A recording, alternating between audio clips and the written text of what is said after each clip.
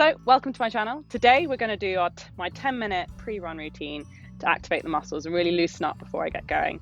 Especially if, I guess, my injury history and where I'm at now is one thing I really take a few extra minutes before I hit the road to sort of feel not only mentally ready, but also ensure the muscles that I'm going to be using are raring to go. So let's start. We're going to start on all fours and we're going to be doing a bit of cat and cow, the yoga movement. So it's inhale up, exhale, arch your back. This really helps open up your spine and ribs before you run to really get some mobility in there. When you run, you use a lot of your back, which often people are not aware of. Let's do this 3 times through, really slowly.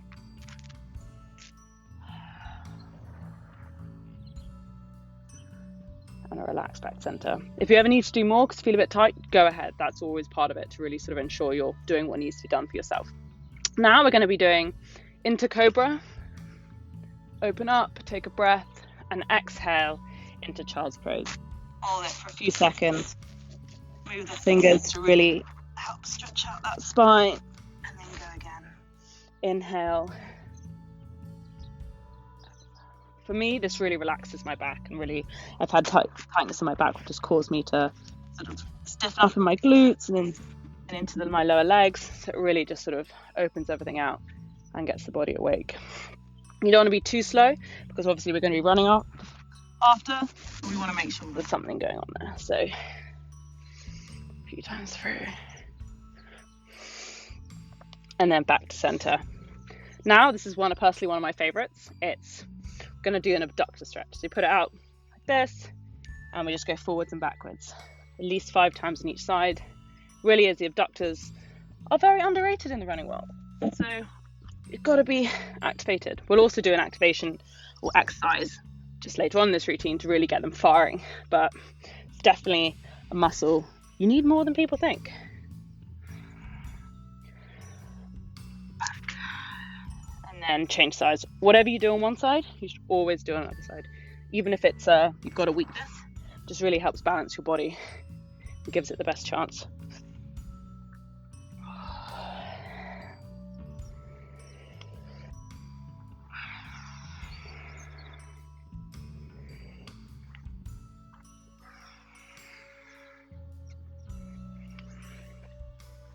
Back to center. Now, a lot of people know about this one. It's the thread the needle. We're really going to be getting that rotation. Another thing that's super important when you're running is to get this all mobile and loose. So you lift your arm up and thread it through. I don't hold it very long. Make sure that you keeping that movement in there because obviously we're going to be running afterwards. It just really helps open up the ribs and that spine. And each time you probably go a little further, 3 on each side. Should feel it also at the back of your shoulder and the other side. Some days you might be feeling a bit stiffer, and then that's when I suggest doing a few more on each side. Really letting yourself feel it, keeping the breath. And back to center. Check it out. Right now, this is when I could turn into more of the activational side. If you have a band, great. If you don't worry, you can do it without a band. It still has the same impact. So if you have a band, nice light one, because you obviously don't want to tire anything out, activate it. Put it around your knees. Make sure the feet are below your hips. And first, we're going to start by doing 10 sideways movements. But usually I do it in 2s. Straight legs and really feel strong in your core and your glutes. So 3. And do at least 10 each side.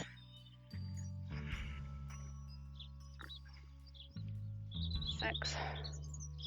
Really make sure you're holding that posture strong into the core, activating your glutes. 1. That's right. Let's count, but as long as it's even. And then from that, we're going to be bending our legs and doing the same. But this is really important that you're really, really strong for your core and you're activating your glutes. And again, make sure it's even on both sides. At any point, it's too much, just make sure to relax and go straight back into it. But it's so important that you're relaxed. Tensing your core and activating your glutes.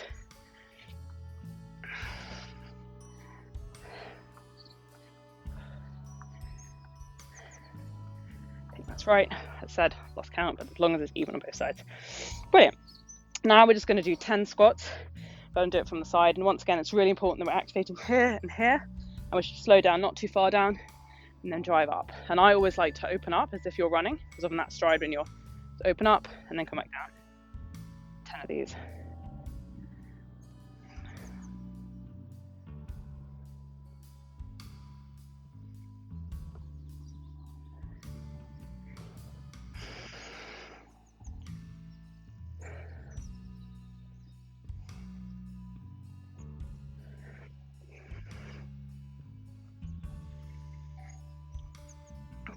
Brilliant. That should be feeling a bit more turned on now. And the last one I do with a band is shoulder width apart and just say simple calf raises. You really want to be able to propel that stride and really using the back of your leg when you're running, and the calves, they're underrated as well, just like the abductors. They take a lot of that stress through your knees, through your hips. If they're not conditioned and turned on, you're putting a lot through the rest of your chain. So it's really trying to get them ready, minimize those injuries, and really help that they're doing the work that they need to be doing. Actually slow up, hold for a bit, slow down. If you lose your balance, just reset, start again. It really helps it get going. Right, now the last little bit, we're going to be returning to the floor. You can either use, if you haven't got a foam roller, then you can use a water bottle, also works, cushion. And this is just sort of, you only need it for one exercise, and that's the abductor activation. So we're going to put the cushion, water bottle, foam roller between your legs, going to relax your back, and then you're going to press really strong, 3 seconds, together and release. Really should be feeling it, but should be quite painful between here. Really sort of trying to get those abductors firing, because you need them a lot in the stride to balance your leg, especially with the issues I've had in my hips and my glutes. It really sort of helps balance the whole motion. It makes much more even stride drive. So relax. Tense 3 seconds. You can come up a bit if you want to make it a bit harder. Come up, hold that for 3 seconds, and relax. Really go for maximum strength. One more. And of course, of all of these, if it's too much, build up to it. Do 1 second hold, bar it up, take a few breaks, start again. Now we're going to do some lower ab activation. So obviously when you're running, it's really important that your whole core is together and holding yourself. So firstly, just lie as if you were before. Relax your back, and we're going to just activate these muscles. So you should be able to activate them without tensing your glutes, tensing your abs. So just be really aware. If you can't, just think it through. And I always put my hands here to feel them coming up. They should go from that to almost a dome. And do that 10 times through. It's a really relaxing and very small activation, but it just sort of gets your body thinking and everything just sort of there ready. And as I said, if you can't do it yet, or you have to tense something else, your glutes, whatever, just imagine it over time and take your time doing it. All right, when I've done that, very simple, lower leg raises. Keep thinking about that engagement, keep thinking about your core and make your back flat on the ground. And just slowly, I just do 10.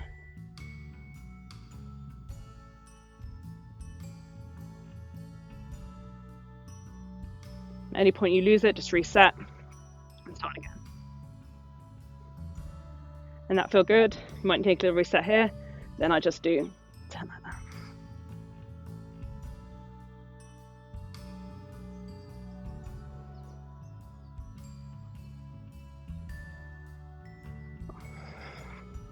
Keep breathing, very important. Oh, don't forget. 10, brilliant. And relax. You're nearly there. The last thing, which once again, people just don't even think about, is your lats. Without them being activated, you can really turn off the front of your leg muscles.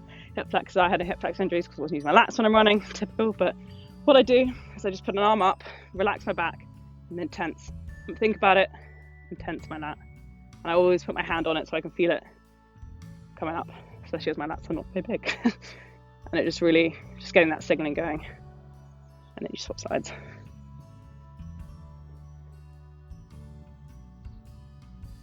Really try and feel it through. If you can't do it for now, just really that's that imagination thing again. And it just sort of is creating that awareness in those junctions. And then you're ready to go.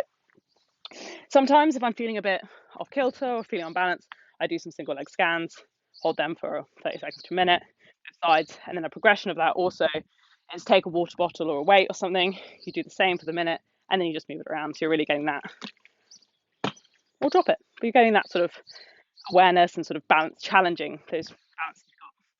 So that's it for me. Now we're going to go running, but I hope that's sort of given you a little insight and also something to sort of do and sort of think about before you run to really take that next level and hopefully minimize those injuries because you're sort of raring to go, not just waking up and rushing out the door. But yeah, so make sure to give it a big thumbs up if you like what you see. Hit the subscribe button if you want to see more. If you have any suggestions or questions about it, please comment below. And I'll see you next time. No. No, but I'm going to go for it this time, okay?